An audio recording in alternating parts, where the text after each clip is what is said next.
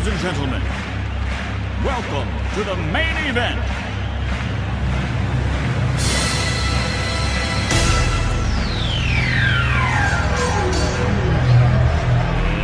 Let's get ready to rumble!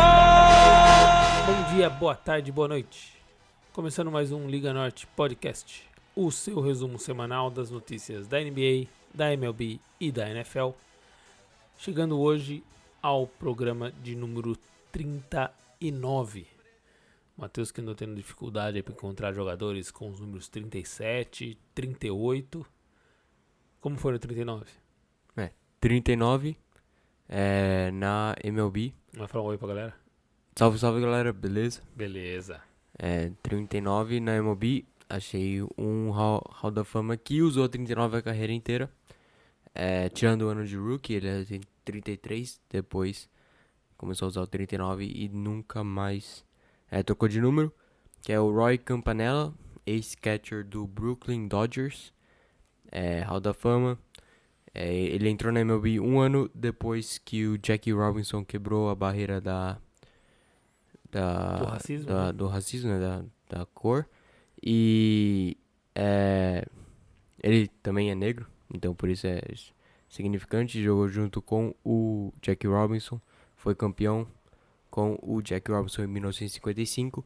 Ele foi 8 vezes All-Star, 3 vezes MVP. Média de renovação dele na carreira era 27%. 242 home runs, 856 RBIs, que é corridas impulsionadas.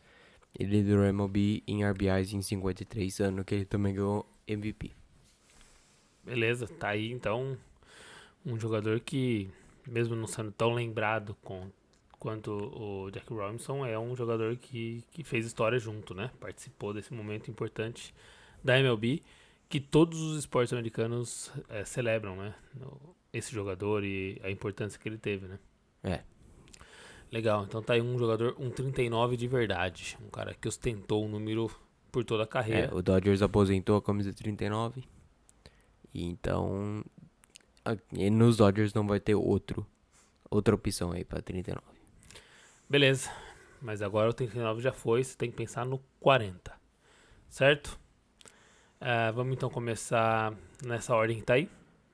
Quer deixar meu vídeo por último, hoje? Sim. Vamos? Então tá bom. Então vamos começar com algumas notícias da NBA. Lillard, long range three, and it's good! At the buzzer! Damian Lillard! Are you kidding me? Bem, NBA, o Matheus fez algumas anotações. Acordou hoje aí falando do novo técnico dos Pacers, certo? Certo. E aí, gostou? Não dá pra saber, né? Porque assistente técnico de outras equipes nunca dá pra saber se eles vão se dar bem ou não, como um técnico certo, né? Do time. O Nick Nurse. O Pacers contratou o Nate. Não sei falar. O segundo nome dele ainda é Bioker, alguma coisa assim. O Nick Nurse, ele era assistente do Nick Nurse nos Raptors. E o Nurse falou que ele já merecia a chance aí de virar técnico. Ele também foi técnico da D-League do Suns. E ele trabalhou com o TJ Warren na D-League do Suns. E durante os jogos que ele foi o técnico, o TJ Warren teve média lá de 27 pontos, 8 rebotes. Foi bons números. Talvez aí estão tentando passar aí as chaves da franquia para o TJ Warren de vez. E Até porque as notícias do dono dessa chave agora são de que ele vai sair e deixar a chave lá, né? Ainda não sabe se ele vai ser trocado agora ou se ele vai esperar free agent e talvez renovar ou sair para outro time. E o Nate Bioker também teve o mesmo caminho aí do Nick Nurse, começou na D-League, virou assistente e daí agora assumindo aí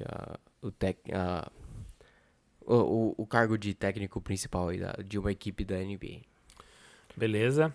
E aí a gente tem também um outro assistente virando técnico, mas esse já com uma história um pouco maior, que é o Ty Lue virando técnico dos Clippers, certo? Ty Lue, que era técnico do LeBron em Cleveland, também é ex-jogador do Lakers. Ele era assistente do Clippers ano passado.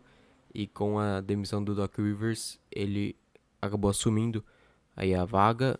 Ele estava sendo procurado por várias equipes, até o Sixers que contratou o Doc Rivers entrevistou ele, o Rockets entrevistou ele. Então era um nome bem quente aí no mercado de treinadores, e o Clippers conseguiu manter ele. E também adicionou o Chauncey Billups, ex-jogador aí do Pistons, Finals MVP já em 2004, para a comissão técnica. Ele vai ser assistente. Ele que na temporada passada foi comentarista da TV do Clippers, né? Então ele já tá acostumado também com os Clippers. Certo, e aí tem mais uma notícia aí de troca de GM. Em Houston, que acabou perdendo o D'Antoni de técnico, e o Daryl Morey também foi demitido. General Manager, um dos melhores aí da história recente aí da NBA. Ele fez a troca para conseguir o James Harden. Vamos ver aí se ele vai ficar muito tempo aí fora do mercado, porque ele é um nome muito grande, muito bom, e acho que daqui a pouco ele acha uma nova equipe aí para trabalhar. Certo, só lembrando aqui como fato, né? Ele que foi aí um dos causadores de uma perda financeira enorme para a NBA e para os Rockets também, né? Que ele se envolveu aí ele fez um comentário no Twitter sobre a relação, né, da China com Hong Kong, né? Ele se posicionou a favor de Hong Kong e a China não gostou, e aí gerou um problema diplomático sério. A China parou de passar os jogos do Rockets lá na China, né? E a China, que tinha uma relação com os Rockets até maior do que com a NBA, assim, né? Era mais estreita, né? O Rockets sempre jogou com a camisa do Ano Novo Chinês e tal. E aí ficou aí um clima ruim. E a hora ele tá saindo. Vamos ver se isso também tem alguma coisa a ver com isso. Podia ter saído antes se fosse só por isso, mas eu ainda tenho a ideia de que essas coisas pesam muito em sistemas como a NBA, essas ligas muito grandes. É isso? Talvez aí o Houston esteja entrando num rebuild total, né? Ninguém sabe. Perdendo um técnico que já tá preparado, né? Um técnico experiente. Pronto. Bom. Um general manager, um dos melhores aí dos últimos anos. E daí, notícias de Westbrook em New York. Só falta trocar as duas estrelas. Acho difícil eles trocarem o Harden por Também tudo que acho. ele significa pra Houston, mas não tá fora, né? Das opções aí de Houston. Vamos ver quem vai ser o próximo técnico primeiro e quem vai ser o general manager também, né? Harden no Vasco? Talvez. Vamos então para a próxima liga. Vamos falar um pouquinho de NFL. Roethlisberger has time, throws to the back of the end zone, and it is caught for a touchdown by Holmes. Bem, na NFL, vou começar aí com uma notícia, né? Um jogador que não estava se enquadrando muito aí no time, né? O time também não estava ajudando muito, né? Certo? Com derrotas de 0 e tal. E aí o Bell pediu pra sair, né? Não, ele não pediu pra sair, só que o Jets mandou ele embora, cortou ele do time. Eu acho que triste ele não ficou. Ele com a notícia, ele pôs lá 2 mãozinhas rezando no Twitter. E aí já se arrumou. E foi pra um time aí que tá na disputa, né? Assinou com o Chiefs. Eu não vi em nenhum lugar os detalhes do contrato dele. Acho que vai ser só pra esse ano, porque o Chiefs tá cheio, né? O cap. Renovou com o Kelce, renovou com o Mahomes. Tem o Mahomes, o contrato mais caro aí da história da NFL. E o Kelce, o contrato segundo mais caro para um tight end. Só atrás do Kittle.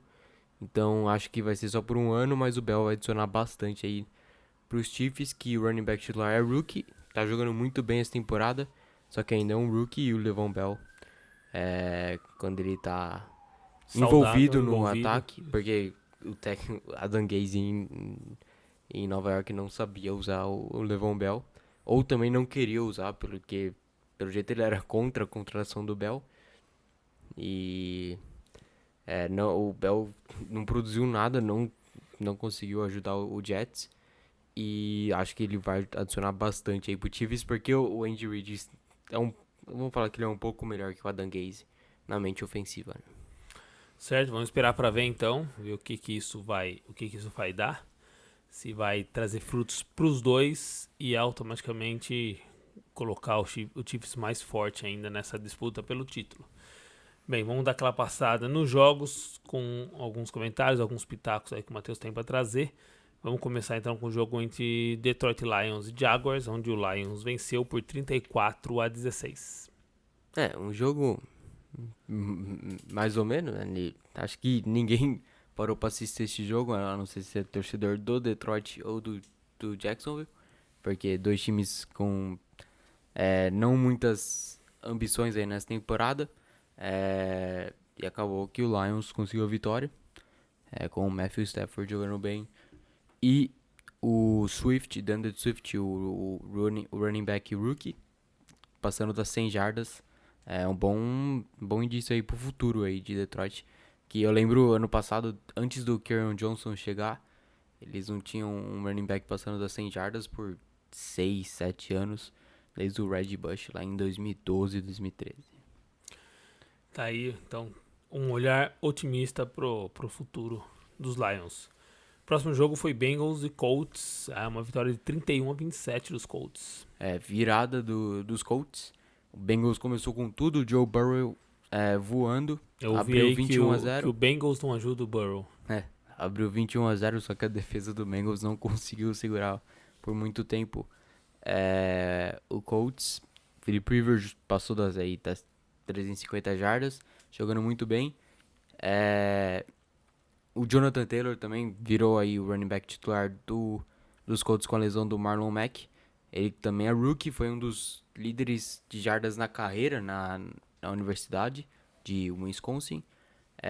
E tá aproveitando bem a oportunidade aí como running back titular dos Colts. A defesa dos Colts também é uma das melhores da temporada até aqui, em números, né? Tipo, somando tudo aí, jardas cedidas, pontos cedidos. E do lado do Bengals, uma notícia boa para o Joe Burrow é o T. Higgins, rookie também, wide receiver, jogando muito bem, ajudando o Burrow aí a ter uma conexão confiável, já que o AJ Green tá cada vez mais ficando fora de jogos aí com lesões, perdeu o ano passado inteiro e esse ano ainda tá batalhando as lesões. Certo, vamos então pro jogo entre Chicago Bears e Carolina Panthers, 23-16 pros Bears. Outro jogo aí que o Panthers não quer nada nessa temporada, vai ver se o Bridgewater vai ser o quarterback da franquia mesmo. Ele vem jogando bem, não vem comprometendo, mas o time como um todo é muito, muito ruim, até sem o McCaffrey, né, que era praticamente o ataque do Panthers. Vamos ver se ele tá aí para voltar nas próximas 2-3 semanas. E do lado do Bears, Nick Foles com outra vitória. Acho que Nick Foles e companhia agora em Chicago, né? Próximo jogo, Cleveland Browns em Pittsburgh Steelers. 7 para os Browns, 38 para os Steelers. Todo mundo esperando para ver a revanche, né? Myles Garrett contra os Steelers. Ano passado o Garrett tacou o capacete na cabeça do Rudolph. Só que desde o começo não deu nem graça esse jogo. O Steelers já abriu uma quantidade grande no começo. Já uma antecipação com o retorno para touchdown na primeira posse. E no quarto acabou que o Mayfield foi bancado, né? Acho que foi mais porque o jogo não tinha nada a ganhar mesmo, do que uma mudança de QB titular. Até porque o Browns vinha jogando muito bem na temporada, o Mayfield vinha comandando o ataque bem. E o Steelers invicto aí, né? Com a defesa voando. TJ Watt, Minkah Fitzpatrick. Foi ele que fez a antecipação com o retorno para TD. E no ataque Claypool, o rookie, também voando, né? Touchdown todos os jogos, parece. Isso aí, vamos esperar até onde isso vai, mas para mim É bom ver o time jogando assim de novo, o Big Ben distribuindo seus passes. Vamos lá, vamos até onde isso vai, vamos curtir. Por enquanto, vamos curtindo. Jogo entre os Ravens e os Eagles. As aves entraram em disputa. 30-28, o Ravens levou. O Eagles quase virou o jogo aí no finalzinho. Teve a chance, só que acabou não passando aí do meio de campo no último drive. O Wentz não tem ajuda nenhuma no ataque.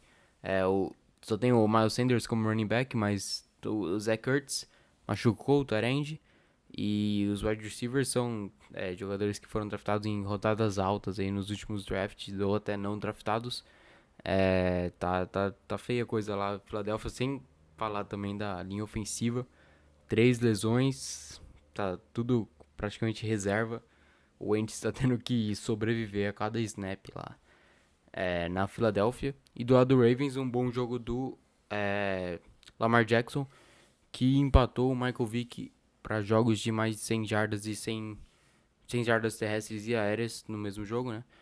Com 8, só que o Michael Vick fez isso na carreira dele inteira, né? 10 anos.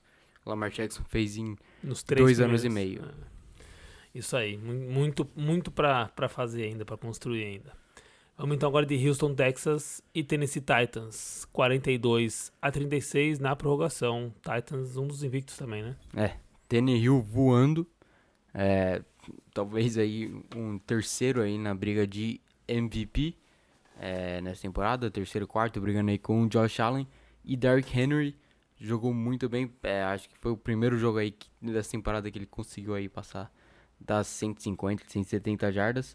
Passou das 200, 2 touchdowns, incluindo o game winner na prorrogação. Teve um touchdown de 94 jardas. O Houston, a divisão de Tennessee, né, a divisão sul da AFC, não consegue parar o Henry. Eu lembro ano passado que ele teve aquele jogo de também quase 200 jardas terrestres, em que ele acabou confirmando que ele ia ser o líder de jardas terrestres na temporada contra o Houston.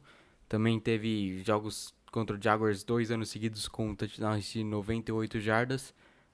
A divisão sul aí tem problemas quando o Henry encosta na bola. Vamos então esse é o cara a separado nesse time e é um monstro, né?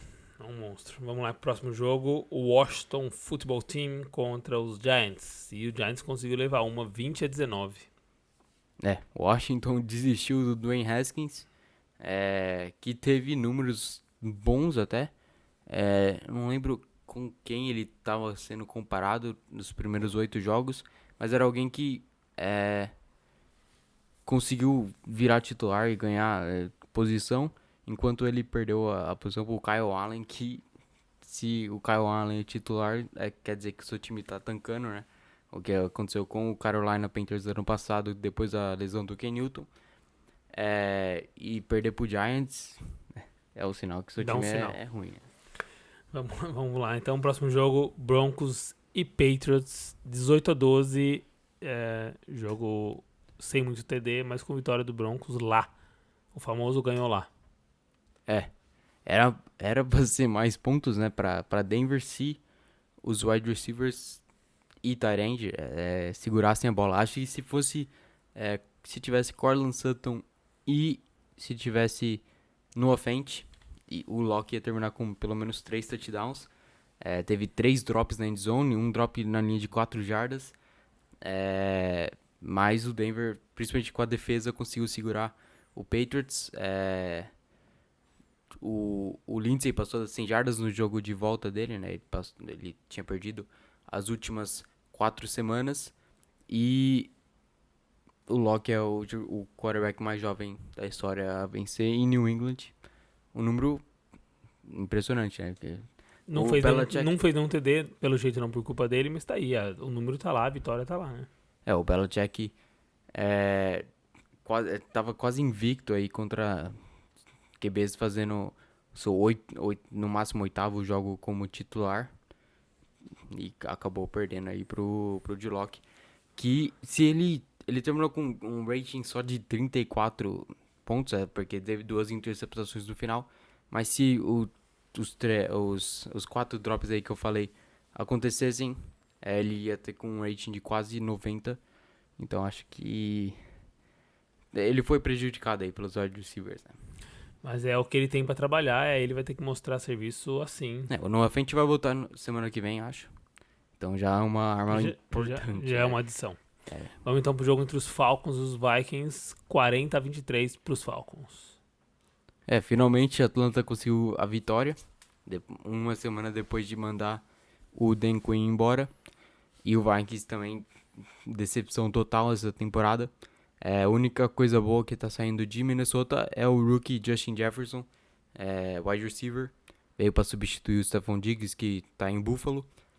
E ele é um dos líderes de jardas recebidas na temporada. Acho que ele é o quinto, com 166 jardas anteontem. E o Vikings tem aí pelo menos uma coisa para celebrar nessa temporada. Vamos então pro próximo jogo, que foi esse jogaço entre Jets e Dolphins. Só tem 24-0 pros Dolphins, mas tem uma novidade aí, né? No final do jogo, o Tua entrou no jogo, ele completou 2 passes, e depois do jogo até teve uma foto dele que ele ficou sentado lá no estádio, admirando, né, o estádio. Foi a primeira vez que ele completou um passe na NFL, e hoje saiu a notícia que ele vai ser o titular agora. Depois o Dolphins vai entrar em bye essa semana, e daí semana que vem ele vai ser o QB titular de Miami, e o reserva o Ryan Fitzpatrick, que venceu 7 dos últimos 12 jogos do Dolphins que normalmente tá acostumado aí com derrotas aí nesses últimos anos. O Fitzpatrick conseguiu dar uma ajuda pro time. Não gostaram da ajuda. Ele vai ser um dos melhores aí quarterbacks reservas, só que o Tua é o futuro, então eles vão ter que usar o Fitzpatrick. O jogo já tava ganho ontem por causa do Fitzpatrick, mas mesmo assim o Dolphins não vai brigar por nada esse ano, então eles vão pôr o futuro da franquia pra ver o que se ele pra dar rodagem. Pra dar uma experiência pro Tua. Vamos então ao próximo jogo entre Packers e Buccaneers, 38-10 pros Buccaneers, e o Rodgers, que não sofre interceptação, sofreu, né? Sofreu 2, né? Uma pick six no começo do jogo, que já deu o indício, o sinal do que ia acontecer no jogo. O Buccaneers aí, depois disso, não olhou pra trás, 38-10. Teve touchdown do Brady pro Gronkowski. E eu vou ter que ir atrás do Gronkowski de novo, meu fantasy, né? Porque ele tá com uma média alta de ponto por aí. O Matheus me fez eu desfazer dele, né? Primeiro touchdown dele na temporada, só 78 jardas. Acho que não Mas teve a uma média dele não não tá ruim. A média dele deve ser tipo 10, 11. E os que eu tô, 7, 8. Daí o problema. O problema é que não tem mais opção. Porque os meus dois fazem mais de 15 Mandam aí. por semana. Vamos dar uma troca aí. Certo. Mas aí, vitória do Tampa Bay. Esse Tampa Bay vai dar trabalho, né? A primeira derrota aí pra Green Bay. E a defesa do Buccaneers jogando muito bem nessa temporada. O Lavonte David, de linebacker, é um jogador excepcional. E o Devin White também, completando aí a dupla de linebackers. O Buccaneers vai dar trabalho nessa temporada, principalmente com o Saints tendo aí problemas para vencer jogos. Acho que o Buccaneers aí consegue até cavar um título da divisão, né? Próximo jogo, Los Angeles Rams contra San Francisco 49ers. Vitória dos 49ers por 24-16. Foi um bom jogo aí do Garoppolo, que voltou depois aqui do desastre da semana passada, né? Contra o Dolphins. E a defesa do 49ers conseguiu segurar o Los Angeles Rams, que vinha voando também na temporada. E o Kittle teve outro jogo monstruoso, 109 jardas. E pra divisão vai ser legal de ver aí a competição, porque Cardinals, 49ers, Rams, Seahawks, O Seahawks tá invicto, o Cardinals e o Rams estão com recordes positivos. E o 49ers acabou de ganhar um jogo de divisão. Acho que talvez esteja com o mesmo número de vitórias e derrotas. Vai ser uma bela batalha aí até o fim da temporada. Jogo agora, o quase Monday Night Football, Kansas City Chiefs e Buffalo Bills, 26-17 para os Chiefs. É o Thursday Night Football que aconteceu na segunda, porque o Buffalo teve que jogar o seu jogo da semana passada na terça, então a NFL adiou esse jogo para segunda-feira, e o Chiefs deu uma acalmada aí no hype todo que o Bills estava tendo. Tinha gente até falando que o Bills era o melhor time da AFC. O Chiefs mostrou quem é o atual campeão, né? E Mahomes jogou muito, né? Mahomes, o Edwards-Helaire aí, 161 jardas. Se ele fez sozinho 161 jardas, o que pode fazer ele junto com o Le'Veon Bell, né? Vai ser difícil para esse time mesmo, sem contar que o Le'Veon Bell também é um ótimo recebedor, né? Então mais uma opção aí pro Mahomes, então vai ser uma boa adição no ataque. E o último jogo, que foi esse sim, o Monday Night Football, Cardinals contra Cowboys, 38-10 pros Cardinals, uma lavada nos Cowboys aí.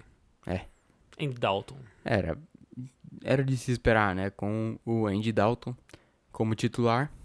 O timing estava muito fora com os wide receivers. E também o Ezekiel Elliott sofreu 2 fumbles. As médias dele de fumble por temporada era menos de 1. Sofreu 2 no mesmo jogo. Daí isso realmente deu uma ajudada aí pro Cardinals, que daí já abriu o placar e só administrou depois. Kenyan Drake, 164 jardas. Jogou muito bem. O Cowboys até conseguiu parar o DeAndre Hopkins. Só que o Christian Kirk do outro lado teve um touchdown de 80 jardas. E um outro de 6. Ele teve 2 recepções, 2 touchdowns, 86 jardas. Foi um grande jogo da outra arma do Kyler Murray. E que o Murray também tem o Fitzgerald se quiser, né? Então 3 wide receivers bem bons aí para Arizona. Certo, então fica aí esse resumão da semana 6. Semana 6. Semana 6 da NFL. E a gente tá aí chegando. A nossa próxima gravação, se possível, espero eu, já com a MLB finalizada. Certo? Espero eu. Porque eu amo o jogo 7, mas não do Dodgers, se possível. Então vamos lá. Talvez aí eu torço por um 4-1. 4-1 eu vi que é o resultado que menos acontece em World Series, jogo pra acabar em 5 jogos. 4 ou 6, né? 4-2 e 4-0, né? Não vi quais são os... Não, eu vi que tem 4-3, até que tem bastante e tal, mas assim, parece que o 4-2 é o maior de todos. Depois o 4-0 que é lavado, mas dificilmente um time ganha só um. É alguma coisa estranha. Na NBA é parecido, tem alguma coisa sobre isso também. A NBA também não tem muito 4-1. Eu tava escutando o podcast aí em inglês, né? Talking Baseball. Eles estavam falando que quase nunca acontece 4-1 na World Series, principalmente na World Series. Vai acontecer e vai ser com o Kershaw jogando igual jogou hoje. Certo, então vamos lá. Então vamos agora falar um pouquinho da MLB, que tá aí no momento chave. Vamos lá, MLB. High fly ball into right field. She is gone! Bem, MLB, chegamos à esperada World Series, certo?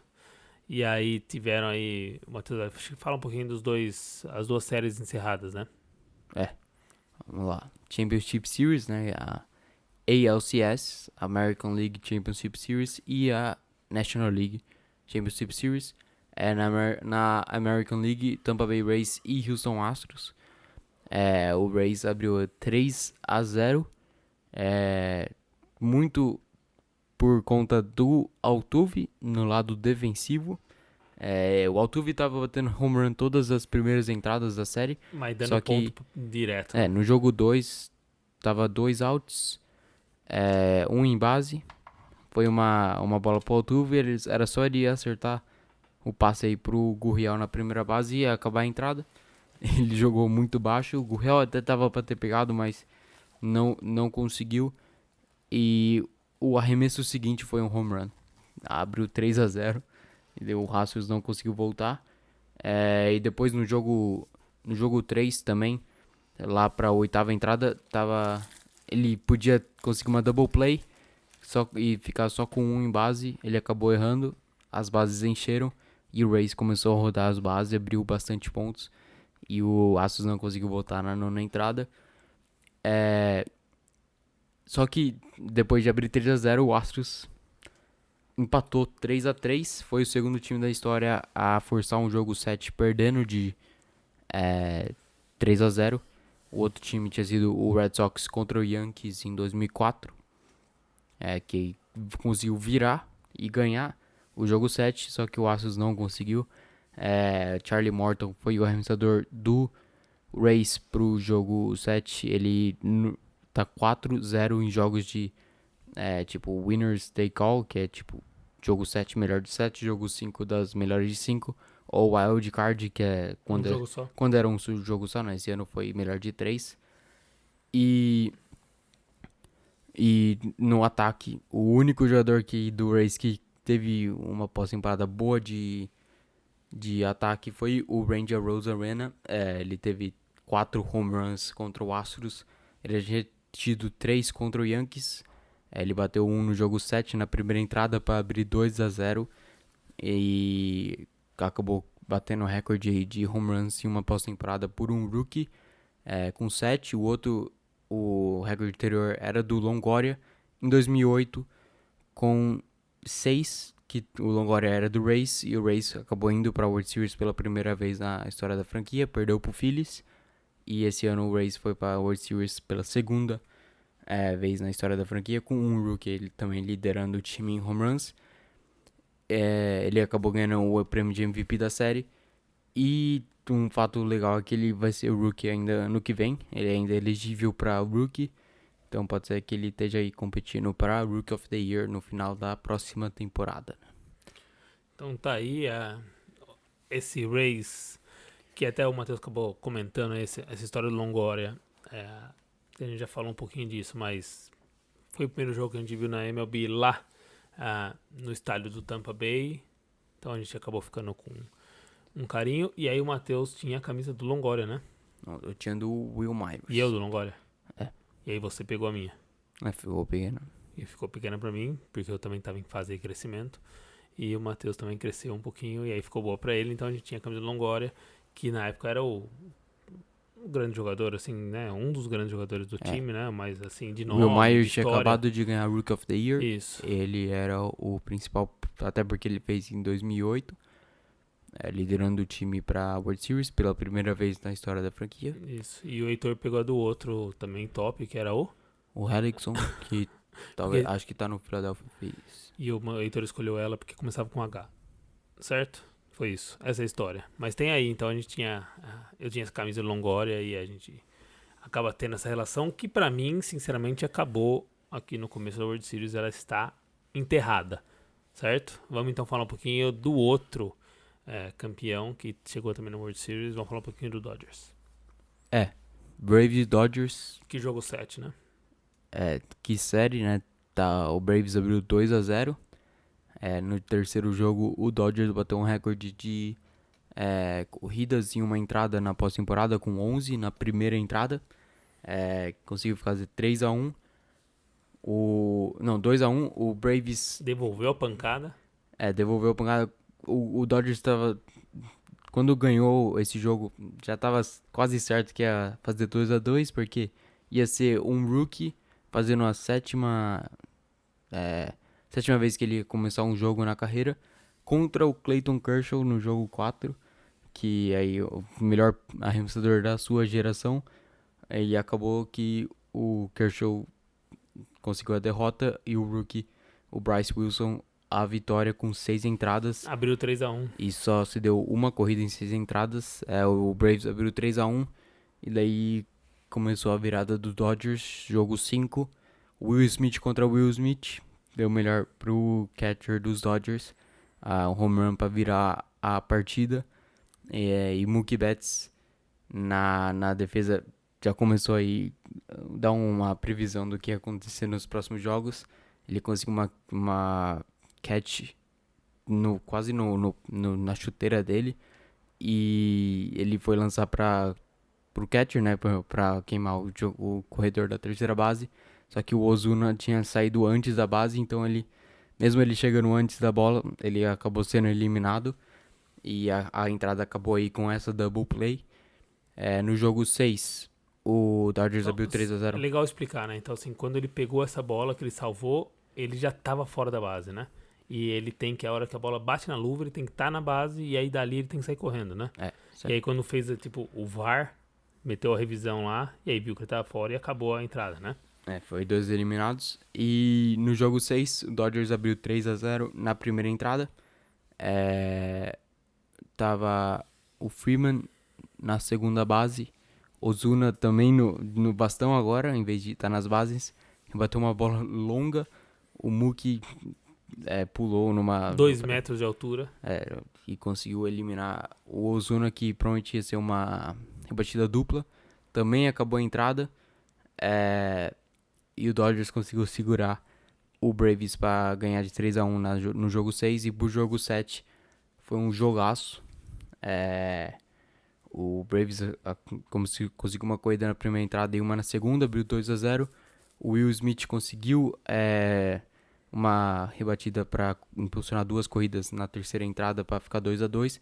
Foi as primeiras 2 corridas que o Ian Anderson, o pitcher do Braves, que também é rookie, cedeu na pós-temporada inteira. Ele tinha arremessado mais de 18 entradas. Ele tinha batido o recorde de mais entradas sem ceder corridas para um rookie. E o Will Smith conseguiu aí quebrar isso. Empatou o jogo. O Braves conseguiu outra corrida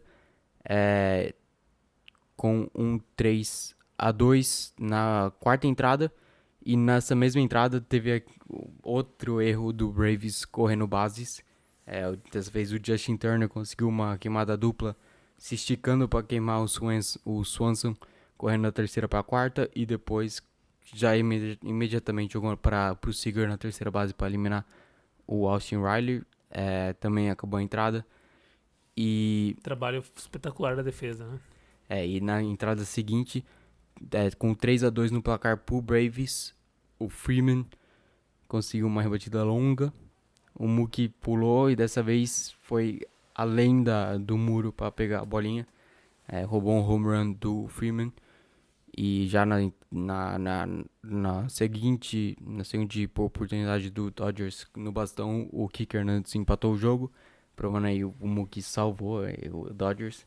E na sétima entrada, o Cody Bellinger conseguiu o home run da virada e da classificação do Dodgers para a World Series. Isso aí. E aí, aproveitando que a gente tá aqui gravando e recebendo notícia, primeiro saiu aí o arremessador do jogo 2, que o Dodgers não tinha anunciado. Quem é? Não olha, né? É o Urias? Não, Consolim. Então, Consolim acaba de ser anunciado como o jogador que vai arremessar no jogo 2. E o Big Papi também soltou e falou que sente falta do Mookie em Boston e falou que ele não era o GM, que ele poderia ter dado parte do salário dele pro Mookie ficar lá, se fosse necessário. Ele teria dado. Mas não deram. E agora 12 anos de Mookie em LA. E o Papi vai ter que lidar com essa, certo? E outra coisa da NLCS é o Corey Seager, né? 5 home runs, 11 corridas impulsionadas, recordes para uma final de Liga Nacional. E recorde também de home runs para um jogador de um time da Liga Nacional em uma série de pós-temporada inteira.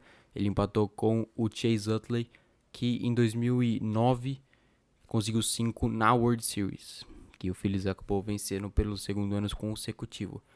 Em 2008 conseguiu ganhar dos Rays e em 2009 ganhou dos Yankees. Certo, e aí hoje que a gente tá gravando aqui, né, na terça-feira à noite, pós jogo 1 da World Series, e aí podemos dizer que o Kershaw foi bem e que o Dodgers controlou muito bem o jogo, né, deu certo uma sensação de superioridade, assim, passou pra mim. O que você achou?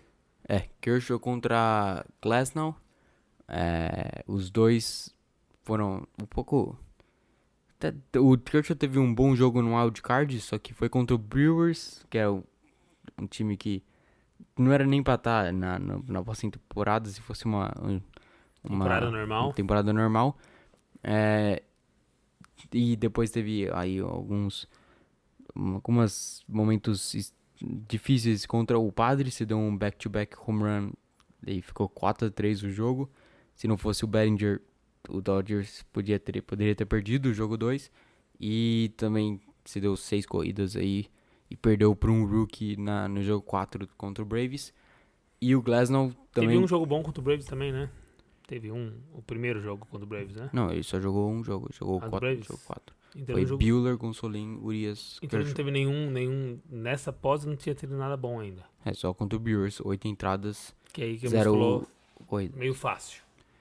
Não era nem bater essa série. Wild card pro melhor time da liga, né? Meio estranho. E o Glasnow também teve seus problemas. Ele conseguiu as vitórias, só que sempre cedendo corridas aqui, corridas ali. Contra o Astros ele teve a chance de fechar a varrida e perdeu. Foi a primeira vitória do Astros na série.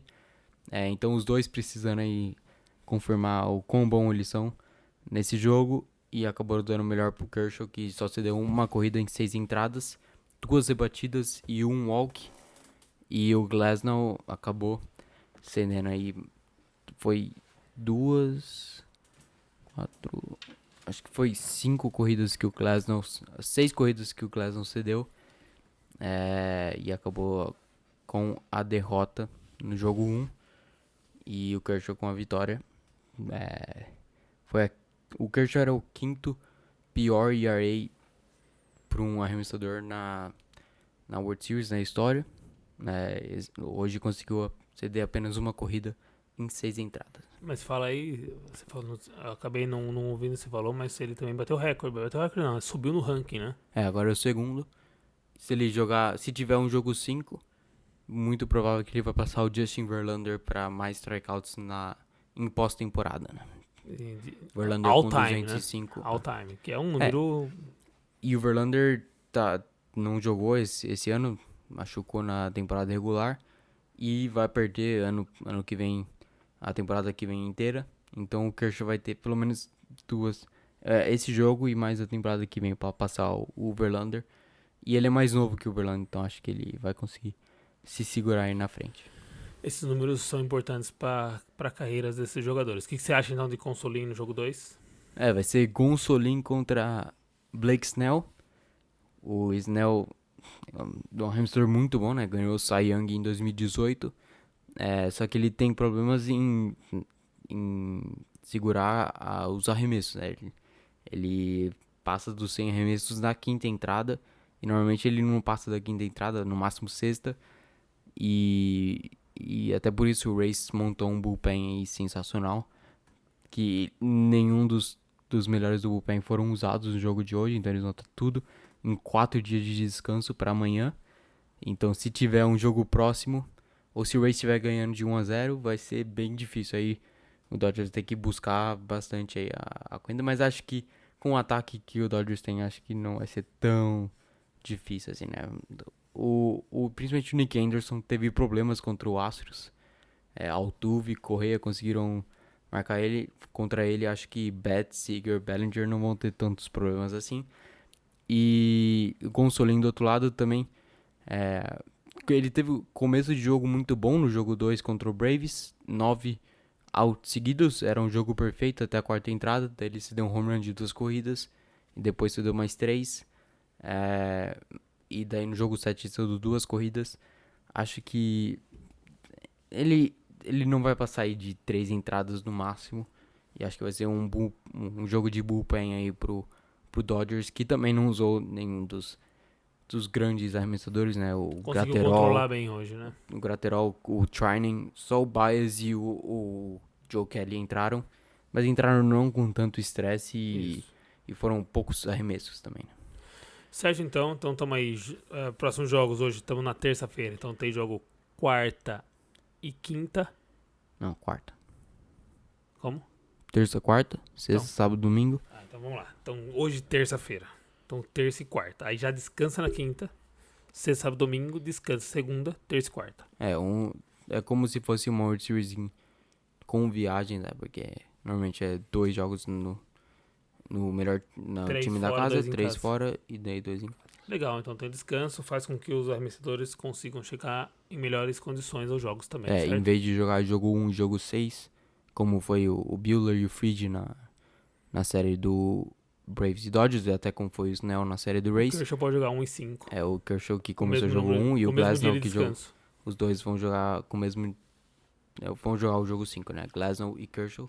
O Buehler vai começar o jogo 3 contra o Charlie Morton também do Rays.